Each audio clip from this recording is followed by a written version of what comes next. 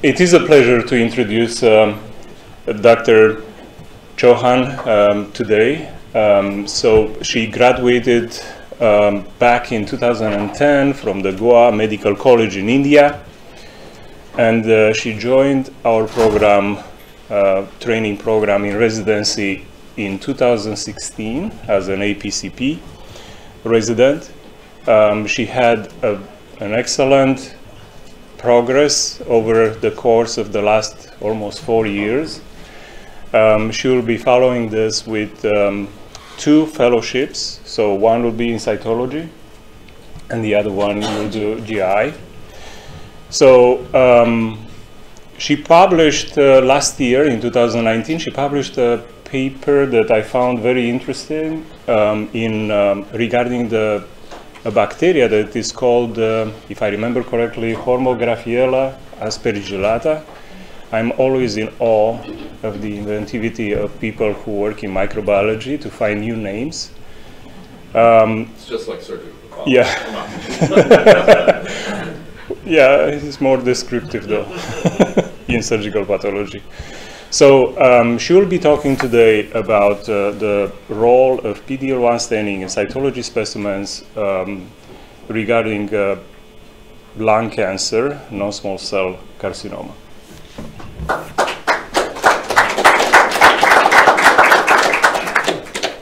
Thank you, Dr. Achala, for the kind introduction.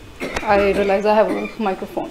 So good morning to all of you. I'm a bit nervous and excited because this project was like a baby from the stage of conceptualization, and I hope what we did by the end of the talk you get those salient points. I don't have any disclosures, and my objectives are to briefly discuss current lung cancer treatment guidelines and the role of immune checkpoint inhibitors, describe the cytology histology correlation of PD-L1 assays performed using Ventana SP263 clone at our institution, and where cytology stands in terms of PD-L1 testing for non-small cell lung cancer. So briefly, lung cancer is the leading cause of cancer-related mortality. Non-small cell lung cancers account for more than 85% cases of lung cancers. And if the cancer is diagnosed at an advanced stage, the 5-year survival rates are extremely poor. So this is a paper by Rebecca Siegel. She publishes cancer stats in the United States every year, and this is the most recent paper. So if you look at the top figure, the number of estimated new cases for lung and bronchus carcinomas are in the range of 116,000 for males and 111,000 for females, and they're topping the list. And in the second figure, they're topping the list with the number of estimated deaths, close to 76,000 for males and 66,000 for females. And these 2 figures, the right figure, this is the prognosis of the cancer when diagnosed at an advanced stage for different type of carcinomas. I just want to draw your attention to lung and bronchus carcinomas. So if they are diagnosed at an advanced stage, the 5-year survival rates are extremely low and comparable to liver and maybe pancreas. And in this figure, these are overall survival trends. So for males and females, the deaths per 1,000 population are declining.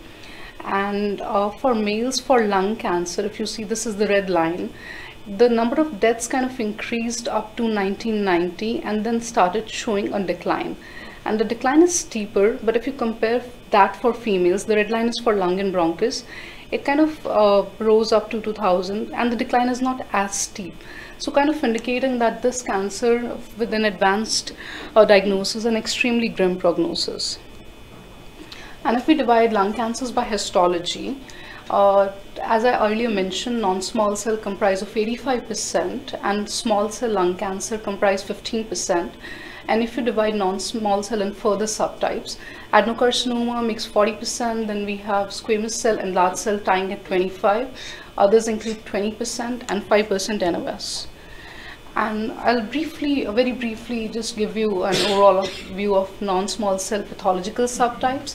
In non-small cell, we have large cell carcinoma with several variants, squamous cell with papillary clear cell basaloid small cell variants, adenocarcinomas with acinar, papillary, solid adenocarcinomas, and bronchoalveolar, and carcinoid tumors, typical, atypical, and then carcinomas of salivary gland type. Adenocarcinomas are mainly peripheral in the airways, and squamous cell carcinomas are mainly central. And after division of histology, these carcinomas are mainly the big categories, squamous cell and adenocarcinoma. There is this molecular subtype where we have the genetic signature, the molecular signature. So in squamous cell carcinomas, there is a PTEN mutation in 10% cases, fibroblast growth factor receptor 1 mutation in 20%, PIK3CA amplification in 35% cases, PIK3CA mutation 15% of cases.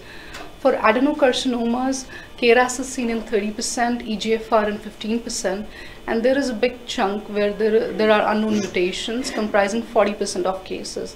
And these small number of cases comprise of ALK mutations, BRAF, HER2.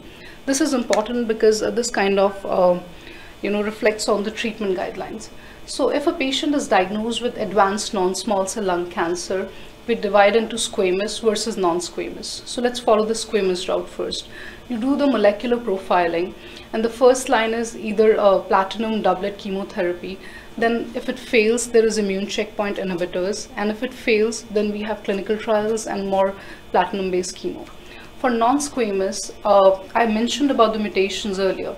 So if you have a patient with EGFR positive mutation, you will try first generation EGFR tyrosine kinase inhibitors. Drug prototype is afatinib. If that fails, you go to third generation EGFR and then followed by chemotherapy if that fails. For ALK rearrangements, you have first generations, second generations. And if you remember the previous slides, we have this category of these little subsets. So for those mutations, we have targeted therapy with appropriate inhibitors followed by clinical trials if that fails. So there is this big diagram showing various treatment modalities. Again, just to kind of, give you this pictorial image, if there is no mutation, chemo or immunotherapy is something the clinicians are considering. And with chemotherapy, the response rates are ranging between 15 to 30%, which is like on the lower side. And the overall survival and progression-free survival remains slow. So the new approach with immune checkpoint inhibitors are showing promising therapeutic responses. They're saying that the immune checkpoint inhibitors are changing the treatment landscape of non-small cell lung carcinomas. And the therapeutic efficacy attributed to these drugs is known to occur via inhibition of PD-1 protein pathway. So before diving into the PD-1 protein pathway, I just want to draw your attention to the timeline of immune checkpoint inhibitors. So this idea of cancer immune surveillance hypothesis is more than 100 years old. I was kind of surprised that it's so old. And after that, the next big focus was in the 70s when the T-cell suppressor cells were described, and we identified the T-cell antigen receptor. In the 1984 to 1987, this name, the CTLA4, the cytotoxic T lymphocyte associated antigen, it was identified. And as we moved on, there was discovery of CD28, and in 2001 to 2007, we were able to identify specific antibodies for the CTLA4. Not so long ago, in 2010, cancer immunotherapy trial networks were established. And this was the time when PD-1 checkpoint blockade was showing promise. And in 2011 was like a watershed moment because advanced melanoma, FDA approved a drug called ipilimumab. And now the clinicians, now the trials were showing dramatic results for anti-PD-1 antibody. So much so that in 2013, cancer immunotherapy was called breakthrough of the year. And then we had more drugs, which I'll talk in detail later. So this gentleman is credited with the discovery of immune checkpoint inhibitors, and he earned the 2018 Nobel in Physiology, which he shared with Dr. Honjo, for discovery of cancer therapy by inhibition of negative immune regulation. And he was featured in Time last week. He's Dr. James Allison. He's the chair of immunology at MD Anderson Cancer Center. So he discovered the CTLA4 immune checkpoint inhibitor. What are immune checkpoint inhibitors? So I try to understand it simply, and it's like these checkpoint inhibitors, they are trying to protect the So the checkpoints, what checkpoints do basically? The positive checkpoints, they help T cells to do their work, and negative checkpoints shut the T cells off. So what happens is when there is cancer in the human body, the T cells are trying to mount a response.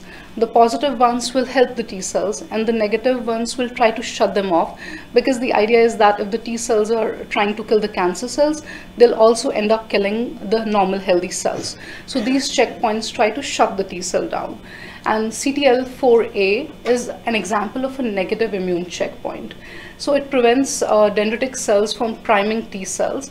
And when you use a drug against the CTLA4, which was what Dr. James Allison do, then these T cells are free to, kill the cancer cells, and they are able to function. And PD-L1 checkpoint inhibitors are also working on the same principle. So PD-1 receptor, it's a type 1 transmembrane receptor. It's expressed on activated mature T cells, B cells, monocytes, and other components of the immune system. And binding of the ligand results in inhibition of T cell mediated lymphocyte proliferation, acting as a limiting factor in inflammatory responses. So you have to understand, cancer is sneaky. It does not follow the rules always. So what does cancer microenvironment does? It manipulates the pathway and induces a lot of PD-L1 expression on tumor cells, so that the healthy T cells are kind of, they're in a slumber, and the immune responses against cancer are inhibited. There are recent studies which show that in non-small cell lung cancers, PD-L1 expression is upregulated. It's just another way of cancer to bypass the immune system. And there is evidence that PD-L1 is expressed on the majority of tumor infiltrating lymphocytes. So this kind of, supports the rationale that we have to develop these monoclonal antibodies. And preliminary results have suggested that this positivity may correlate with response to treatment. And there was this article in Nature published recently which said that if you block the PD-1, PD-L1 interaction, there is more activity of CD8 positive T cells against the tumor. So simply put, this is the bad tumor cell. It is causing the upregulation of PD-1 on cytotoxic T cells, and this PD-1 ligand is binding to PD-1. Your cytotoxic CD8 T cell, which otherwise would have attacked it, it's kind of sleeping. So our good drug, the PD-L1 and PD-1, if we use anti-inhibitors against PD-L1 and PD-1, then this interaction, this nexus is broken, and now our T cell is free to attack the tumor cell and cause its death. So that's the hypothesis.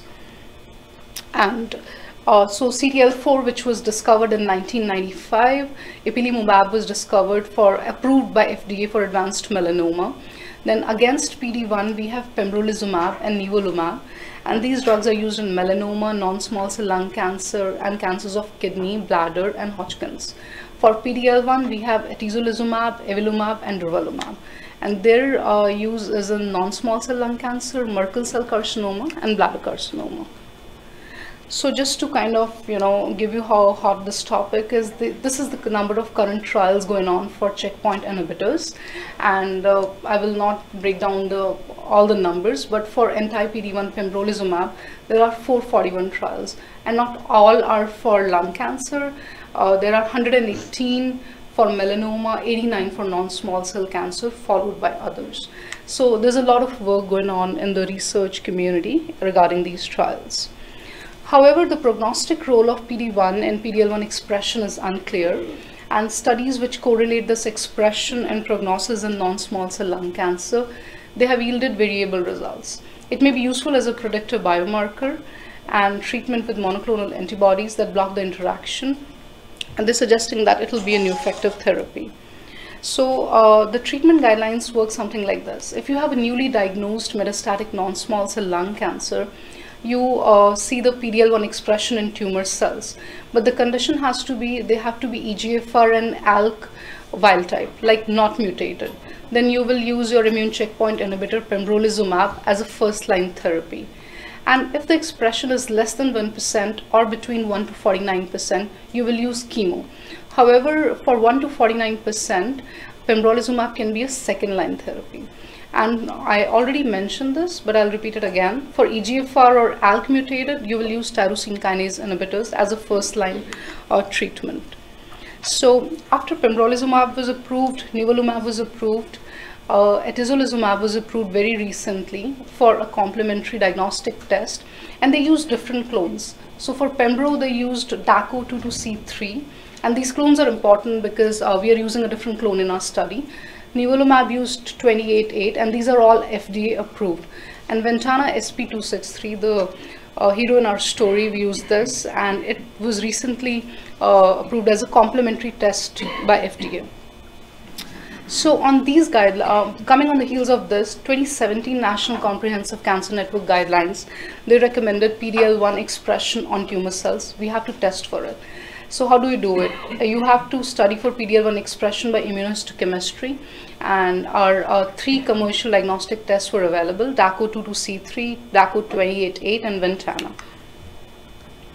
So this PD-L1 expression, I already mentioned that it is upregulated in non-small cell lung cancer, and they said that the IHC testing for PD-L1 in patients with advanced lung cell without any, with negative or unknown test results for driver mutations.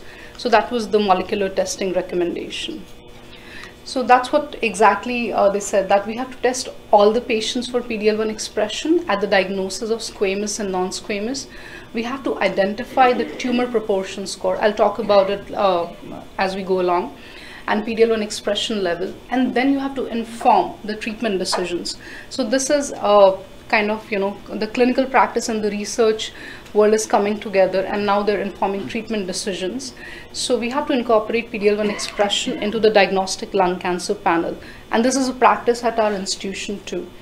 So you have to identify tumor proportion score, and this is from the NCCN guideline, the images. We have images from our study, which I'll talk about later. So this is an example where the tumor cell is showing no expression at a 10x and less than 1% at 40x. And you have to talk about the PD-L1 expression in 3 categories, like no expression at all, which would be less than 1%. In the medium range will be more than 1 to 49%, and high expression would count as 50%. And this is important because if the tumor is showing high expression, you would use pembro as a first-line therapy. However, if it is between 1 to 49, it would be a second-line therapy. So that's important. And then you have to inform treatment decisions. You have to say that on the spectrum of this PD-L1, how much the tumor, you know, kind of expressed your PD-L1. And they did say that be sure to include both the TPS and assessment of PD-L1 expression. So there are different examples of PD-L1 expression. This is from the NCCN. Like if you say 1%, 10x, 40x, like there is some expression. This is an example for 50% expression on a lower power and high, and almost everything is staining for 10x and 40x. So this is a picture I took from a recent paper in applied immunohistochemistry to show how, you know, the intensity of PD-L1 staining kind of differs. So if we start from this image, this is clear, this is simple, there is no staining, 0, good. Then this is 1+ staining. This is the staining intensity. When the cells are staining, how intensely they are staining. So you know this is 1+, and this is 3+, like really strong. So whatever is in between is 2+. It's kind of a subjective score, but if you see, you know, weak staining and strong staining, you kind of develop an eye for it, like what counts for a moderate staining. And these 2 images are important. The lower right image, the red arrows show tumor cells which are not showing any PD-L1 tumors. But you have to, but you see some staining. So what are these cells which are staining? They are tumor infiltrating lymphocytes. And that is important because when you are staining PD-L1, you have to kind of rule out that macrophages will pick up, there will be background cytoplasmic staining, there will be infiltrating lymphocytes. And you have to be very careful because the moment you say there is more than 1% staining, you're kind of telling the patient that he is eligible for second-line therapy, when in reality it is just background stuff staining. So it, you know, needs a degree of experience and subjectivity. For example, in this, the other image, this is all tumor cell staining, and you don't see any PD-L1 immune cell staining. Moving along, so the studies which have traditionally, you know, studied PD-L1 expression, they have been established with histology. So when these trials came out and this idea came out that we can use PD-L1 inhibitors for therapy, so how do we assess PD-L1 expression on our cancers? So the best possible way was to study on histology. But it is very problematic for patients who present with advanced stage non-small cell cancers because they're not surgical candidates. They're already very frail. It's not possible to do a biopsy or a cytology, and the diagnosis is mainly made on cytology materials.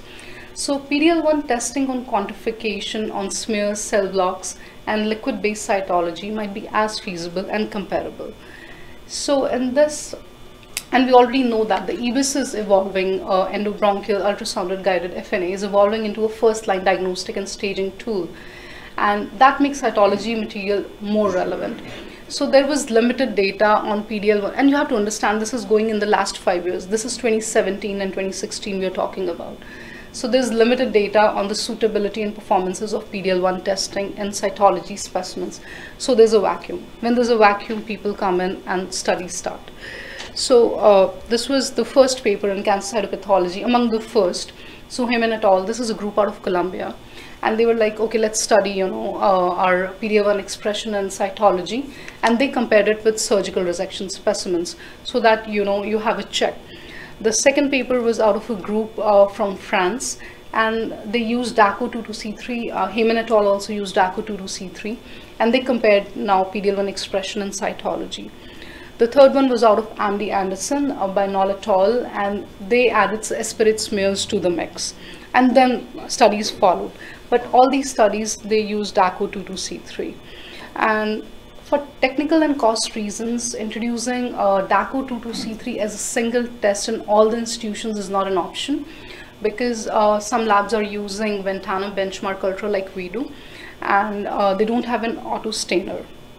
So with this background, we conducted this validation study, and we used Ventana PD-L1 SP263, which is our test, which is our lab developed test. And we compared, we did the testing on cytology cell blocks, and all our tissues procured by EBIS procedures. And we had corresponding histology specimens. So materials and methods, we did due diligence after IRB approval at the university. We picked a timeline and chose the cases between January 2014 to December 2019. And these were all surgical core needle biopsies and matched cytology specimens, because since we were studying a new clone, we wanted to make sure the expression is seen, and we had a backup in histology. So the condition inclusion criteria mainly included that there has to be a cell block available for PD-L1 staining, because sometimes when you go deeper after diagnostic, there is no material available on cell blocks. And there has to be at least 100 tumor cells, because if you remember the TPS, the tumor proportion score, it's in a spectrum of 0 to 100. So we found 50 cases. You would imagine there would be more, but I dig through the records and I found only 50 cases. And after assessing for adequacy, it's really heartbreaking, because you think that you have 50 cases, but sometimes there's no material on cytology, sometimes there's no material on histology, and you have to exclude those cases. So we had 40, but which was good, because the other studies, they had cases in the range of 28, 36. So the sample size was kind of on the lower side. So we found 40 cases with both histology and cytology, and we stained them with our antibiotic clone. And a little bit about the cytology sample evaluation and processing, because this is crucial. This is the crux of the study. All the samples were collected at our institution using EBIS, and the passes range from 2 to 8. So the residents will remember, if you go to ORs for cytology procedures, you have multiple lymph nodes and multiple levels. So the number of passes can vary from 2 to 8. And the needles were 20 to 25. So all the expelled tissue from these aspirates were used for making smears. And you make a smear quickly, and you quickly call the attending and tell them that, hey, we have lesional tissue. And the moment they say that it's adequate or you are in the lesion, what you do is you put the remaining stuff in formalin so that you can get more and more stuff for your cell blocks. This is the practice we use at our institution. And the cell blocks were made using the histogel method. And if you So we are using formalin as a fixative. That's what I'm trying to get at. That all the samples which we are getting, we are putting them in formalin right away. So formalin is our fixative because there are different studies. I'll talk about it later. They use alcohol as a fixative, and there is a variation in PD-L1 expression depending on the fixative you used. And cell block was made using the histogel. So this is pretty cool. You spin the material and you kind of centrifuge it, you add liquid histogel to it so that it becomes like a pellet. You spin it again and then you fix it in formalin, and then that pellet is kind of cut into sections, and then you make H&E stain slides, and we used unstained for immunoperoxidase staining. So PD-L1 immunohistochemistry was performed using automated benchmark ultra, and it was validated. It was a lab developed test and validated in our institution against PharmD22C3. So how did we evaluate PD-L1 expression? So matched PD-L1 cell block and histology slides, they were randomized, and 4 pathologists evaluated them. And when they were evaluating cytology, they were blinded to histology. They did not know that, you know, what is the histology score on a particular case. So they were doing that evaluation independently, and after a consensus, a final score was assigned to each case.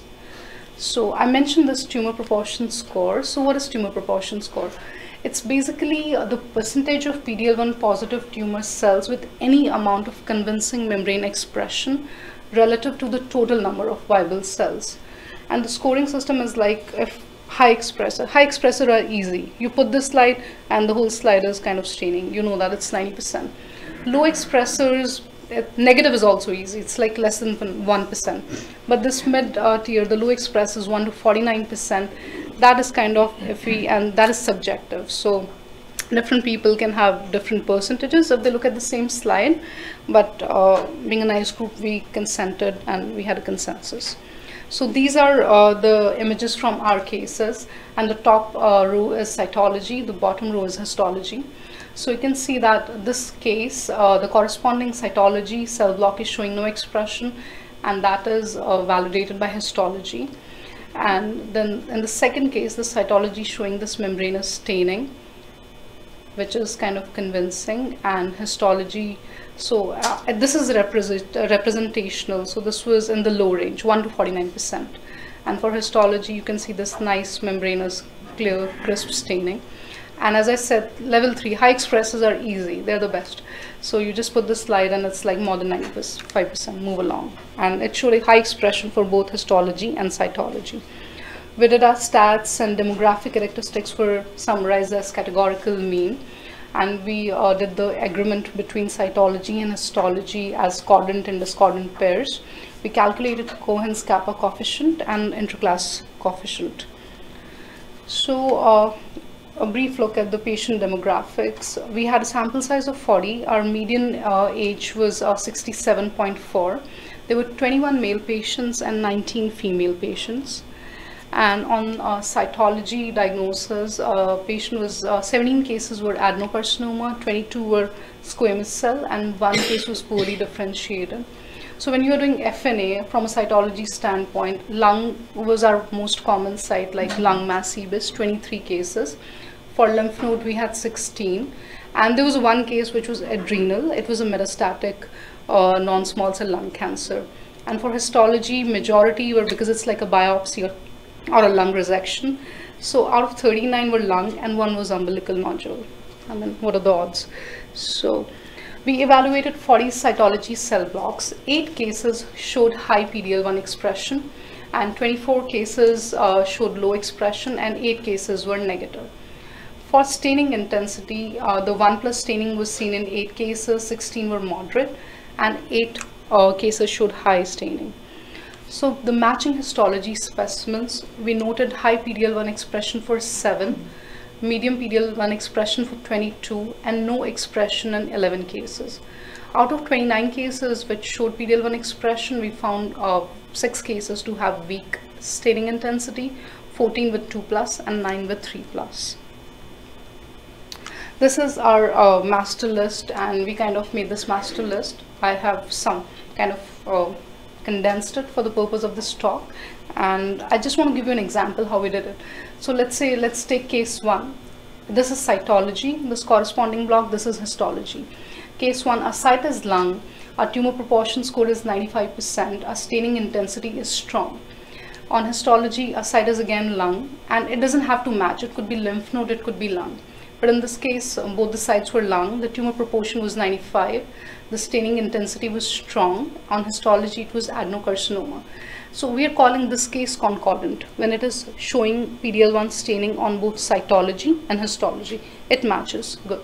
So in this 40% cohort, we found 33 cases which were matching, which were concordant. And there were 7 cases which were discordant. So I'll give you this example. For example, case number 29. On lung, we see cytology specimens to have 2% staining, and there is no staining in histology.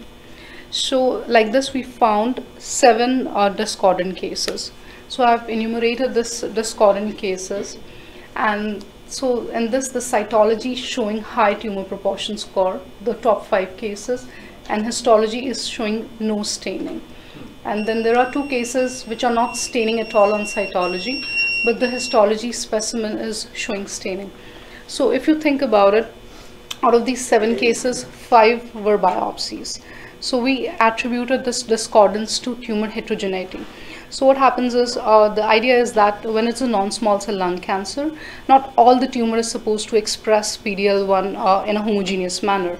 And if it is a biopsy, the odds are that maybe, you know, the area which we sampled, that is where the tumor was not staining. And if it is a resection, then you can kind of say that, hey, you know, this makes more sense. So we could say 5 cases.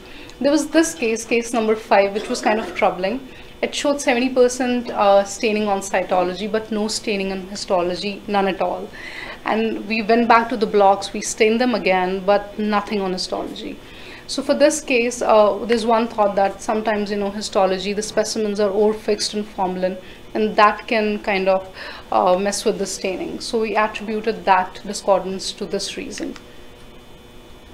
So the 7 cases, I talked about it, it included biopsies and resections, and for the 5 cases, but the discordance other than case 5, if you notice, our discordance is within the 10% range. So there's like not a far shift. And we compared the TPS expression in adenocarcinomas versus squamous. It did not show any significant differences. And the interclass coefficient for our staining intensity was 0.78. So I already mentioned the tumor heterogeneity, and sometimes, you know, the resection specimens are over-fixed, so that is for case 5. And when, you know, we were sampling it, we try to avoid overestimation because they can be non-specific cytoplasmic staining. Macrophages can pick up the stain, the inflammatory cells can pick up the stain, and we try to avoid that. So this is a bland Altman plot, and on the x-axis there is mean of tumor proportion scores, and on the y-axis there is a difference of tumor proportion scores per specimen. The dotted line is the 95 confidence interval, and for our ICC interpretation we used a score of 0.75 to 1 for excellent agreement, and we found it to be 0.81. All our cases are falling between the 95% confidence interval. And in this plot, there is a comparison of cytology and histology TPS scores. On the X, we have histology TPS score, on the Y, cytology. And if they're falling apart, I think this is case 5, which is like falling way apart. And otherwise, most of the cases are kind of falling along the line. So the discordance is inversely proportional to how the cells are falling apart. And there was also a thought that, you know, if patients, because these are advanced cases, so the patients can get chemoradiation, and that can also alter PD-L1 expression. But in our study cohort, none of the patients, when at least we were computing the results, they had not received any chemoradiation. And our ICC of 0.81 was matching with the study by Elie et al. This was that group from France, and they also found it between 0.84 to 0.89. So there are certain issues, you know, which plague PD-L1 IHC as a predictive biomarker. There are pre-analytic issues. You're using different antibody clones, and they're using on different platforms. Somebody's using DACO, somebody's using Ventana. So that can be an issue. the IHC cutoff varies. Sometimes, you know, you're interpreting immune cells, which look like, it is hard to make that distinction sometimes. So staining of tumor cells versus immune cells. And after staining, there is intratumoral heterogeneity, which is a real thing. And if you are, you know, staining, if you're taking the sample from a metastatic site versus a primary site, that can lead to some variability. And subjective nature of the IHC evaluation is definitely a component. And these are other studies, so not a lot of cytology studies are out there, but this is like, you know, these are the main authors. And if you notice that there's a concordance rate, our overall concordance was 82.3.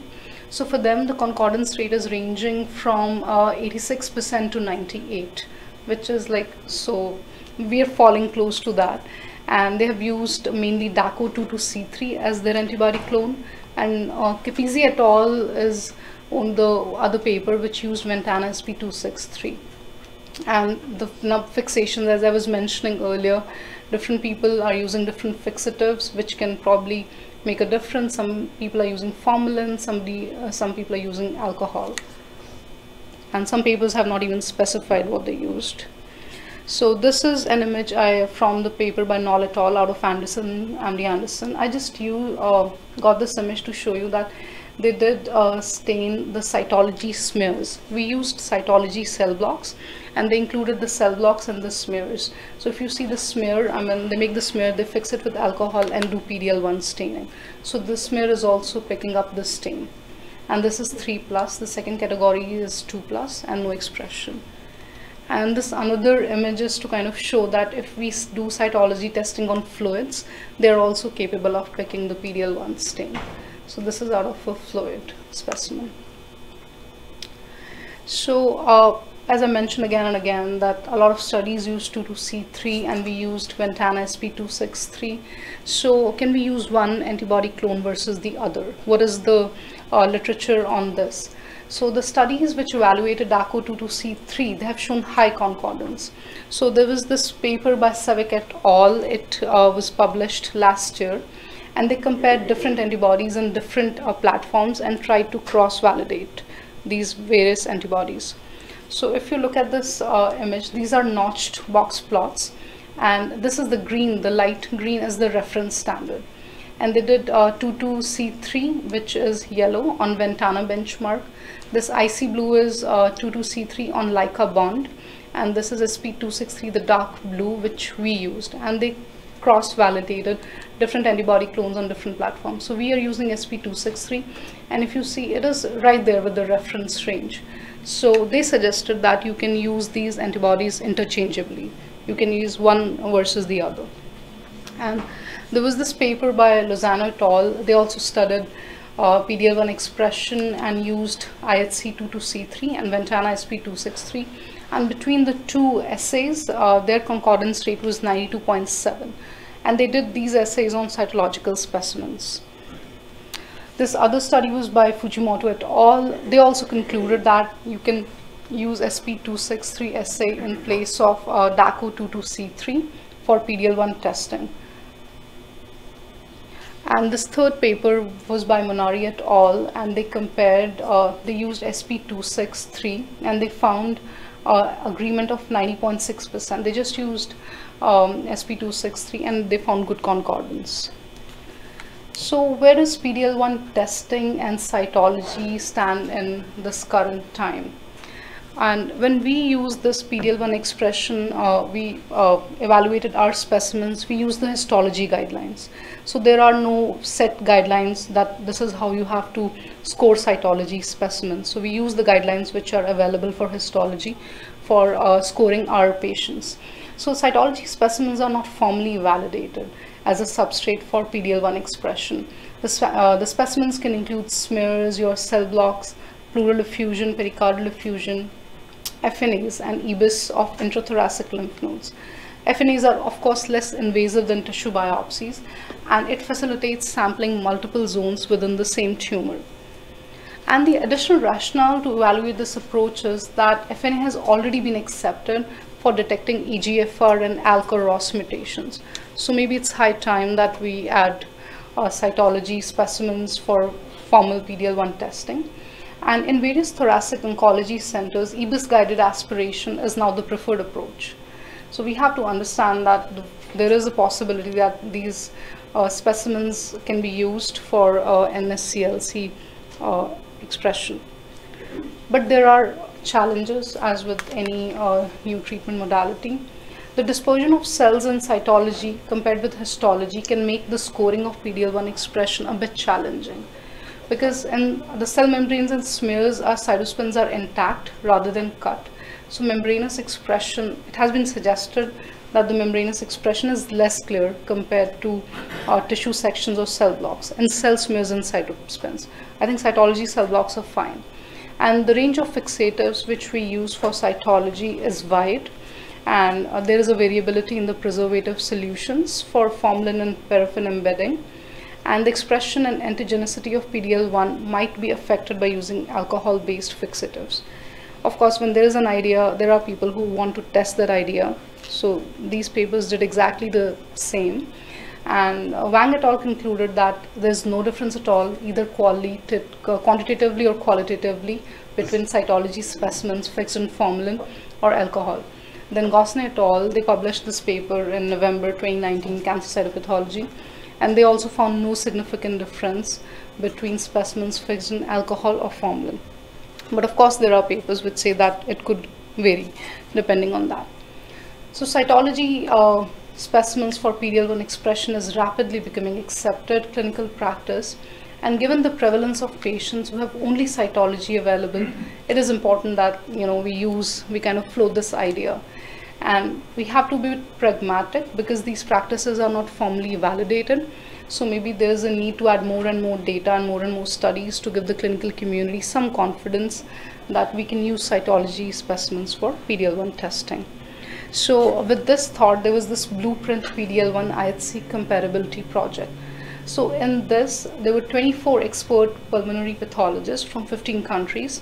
They scored 22 cytology specimens, and different antibody clones were used, DACO 28.8, or Ventana SP263, SP142, and they found good concordance. So this was an exercise to see that what if we use cytology, and they found good results.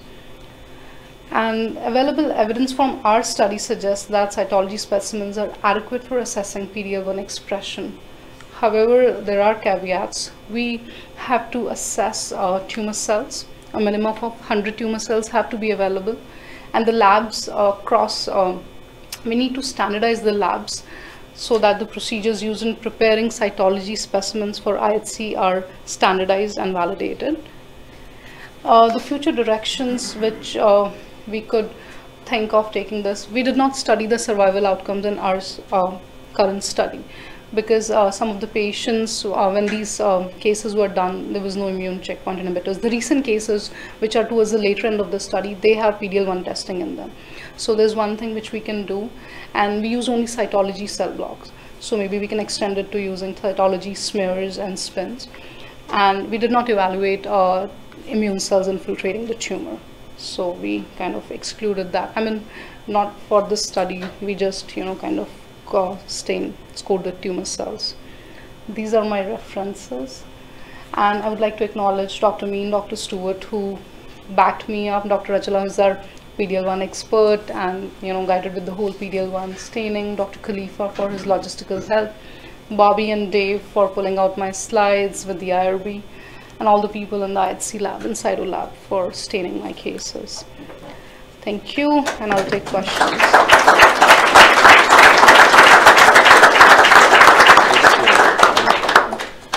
Any questions for Dr. Chauhan?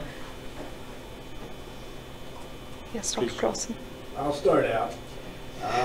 Very nice review. Thank you for that study. I want to come back to your comments about whether infiltrating cells that are not tumor cells should be looked at, and particularly macrophages, because as you commented on, obviously macrophages express PD-1L, and if the macrophages come in contact with a killer CD8 cell, they can kill that cell just as well as a tumor cell with PD-1L. So you want to comment about your concerns about counting macrophages and other infiltrating cells? I guess that's a great question. I think when I was thinking about it from the standpoint that if you are counting macrophages and other cells, you're kind of overestimating the percentage of PD-L1 expressing tumor cells if we can just segregate the two. But So, shouldn't they be included? so one thing I have to mention, PD-L1 actually is a little bit more complex in the sense that in lung cancer, only the tumor proportion score is the accepted and validated number that actually we use for PD-L1. For other tumors, we use what it is called the combined proportion score that also takes in account the infiltrating cells, but not for lung.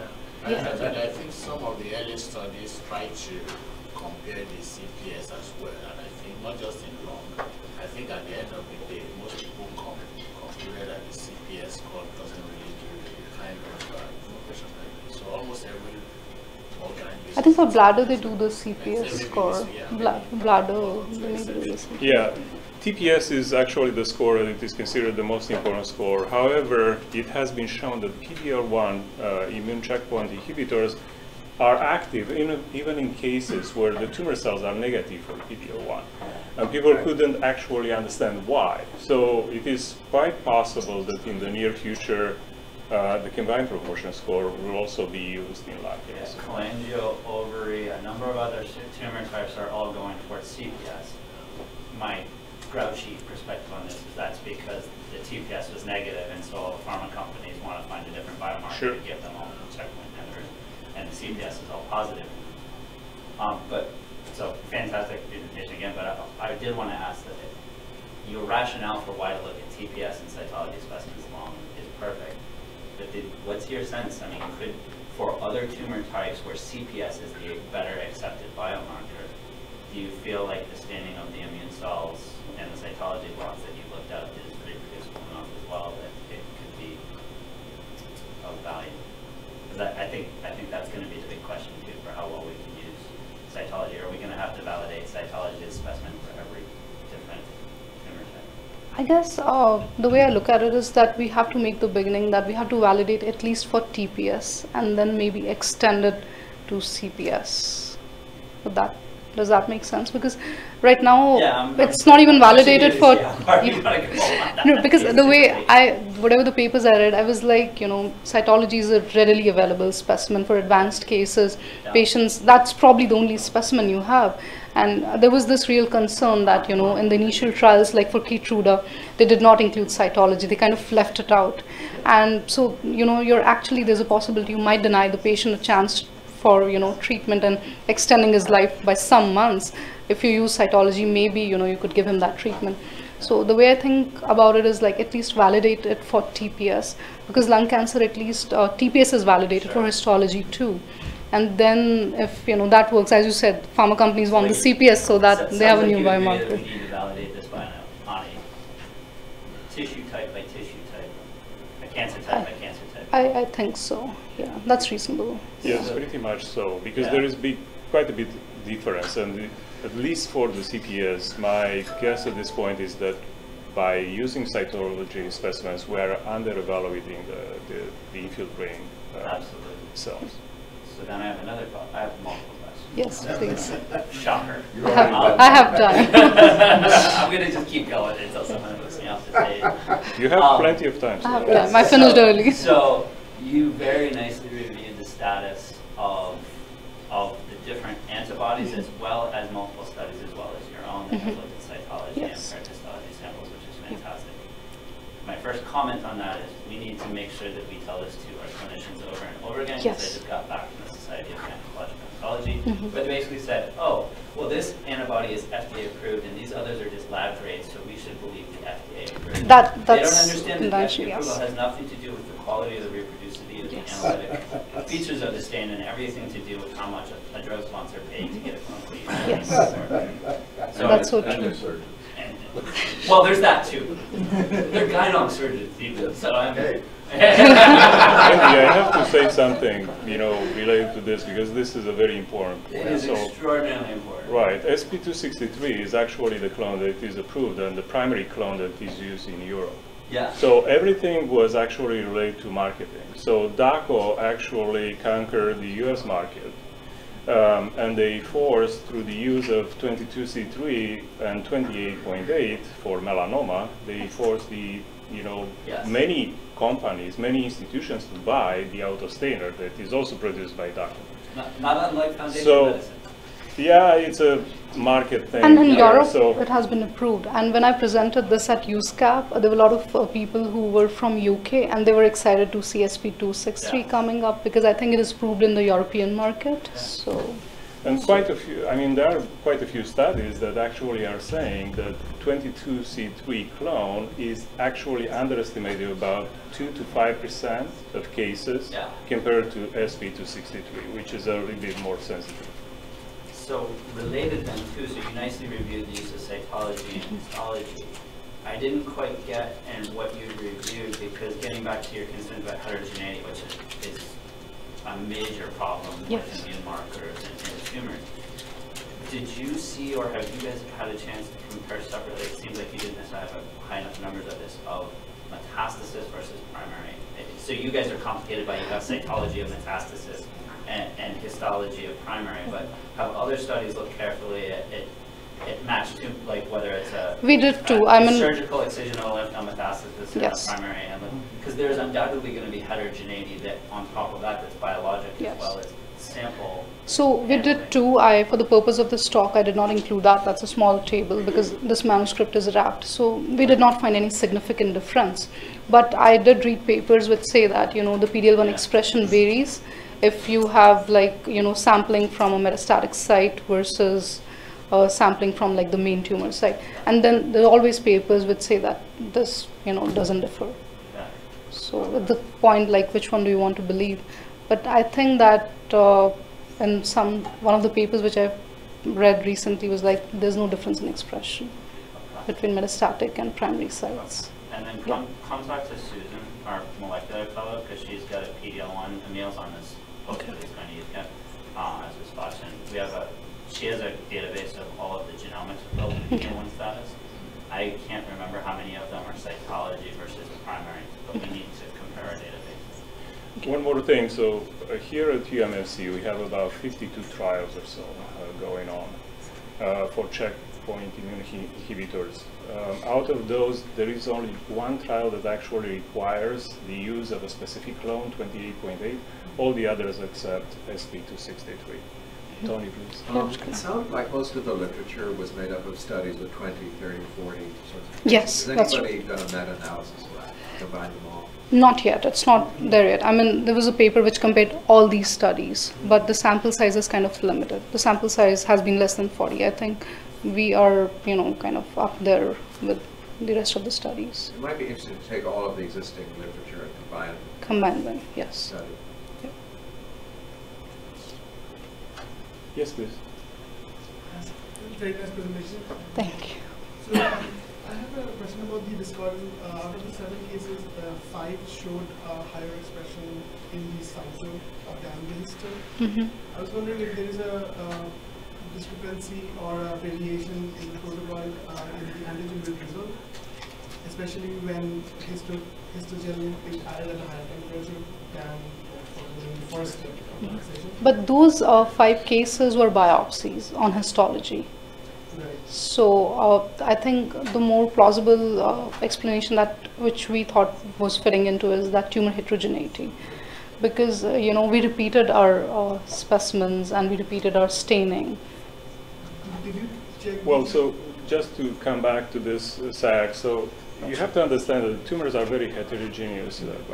There is no discrepancy when we look at high expressors, because the vast majority of cells will be positive. But when you are talking about 5% of cells, that will be, just focal expression in some areas of the tumor, so it all depends on sampling, right? When you are comparing biopsies with cytology. And does the housekeeping connect compares housekeeping protein expression?